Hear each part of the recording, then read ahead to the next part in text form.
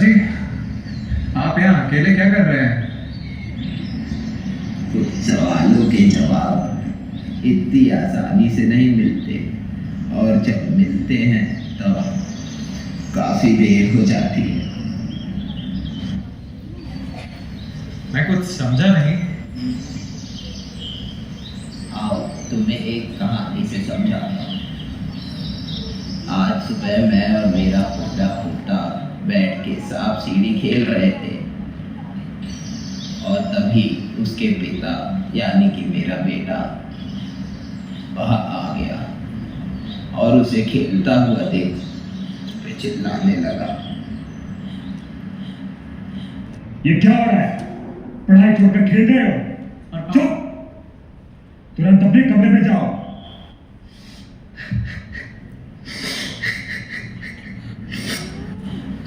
ऐसे तो मेरा पोता पढ़ने में बहुत अच्छा है, हर बार अपनी कक्षा में अव्वल आता है वो, पर ना जाने क्यों मेरा बेटा उसे हमेशा डांटता रहता है। इसमें उसकी भी क्या गलती? उसको भी तो मैंने ऐसे ही बड़ा किया है, यही संस्कार दिए हैं, तो वही करता है। मैं आपकी सारी बातें समझ गया दादाजी, और वो मेरे दिल को छू गई, पर मैं आपकी कुछ बातों से अभी भी असहमत हूँ। मैं जहाँ से आता हूँ वहाँ लोग यही मानते हैं कि इंसान कभी देरी नहीं करता, वो सिर्फ मान बैठता है कि वो देर कर चुका है। वो जब चाहे कुछ भी नया सीख सकता है, और उसके लिए वही समय सर्वश्रेष्ठ है। मैं कुछ समझा नहीं। समय आने पर आप सब समझ जाएंगे।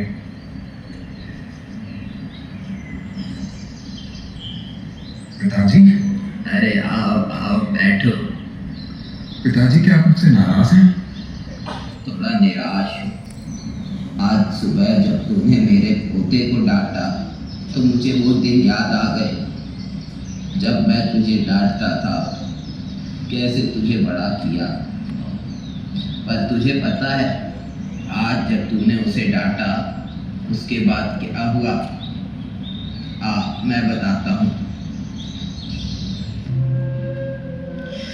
पापा को सिर्फ पढ़ाई की चिंता है, मेरी कोई परवाह नहीं।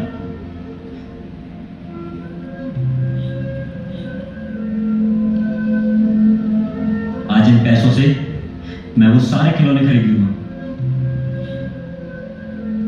पर माँ आपका बेटा चोर नहीं है, नहीं है, नहीं है, नहीं है।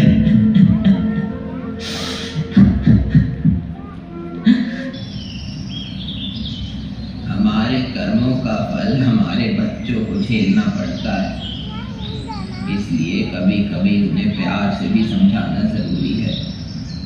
चाहता हूँ जो गलती मैंने पिता होके की वो तुम ना दोहराओ, समझे? जी पिताजी, मैं समझ चुका हूँ और मैं अपनी गलती को सुधारना चाहता हूँ।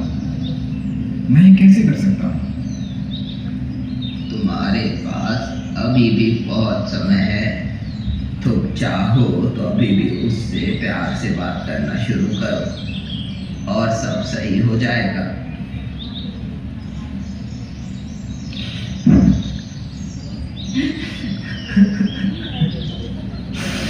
पापा, कोई बात नहीं, कोई बात नहीं, मैं सब समझ चुका हूँ और आज हम तीनों साथ मिलकर खेलेंगे।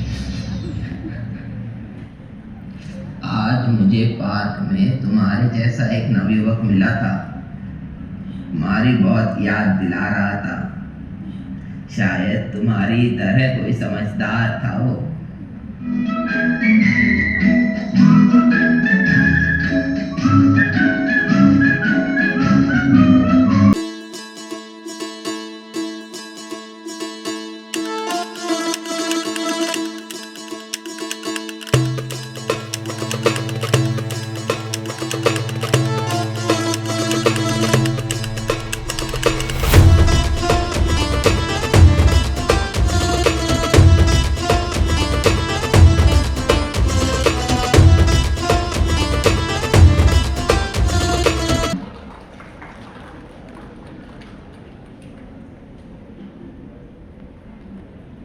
अन्वेषण और जीवन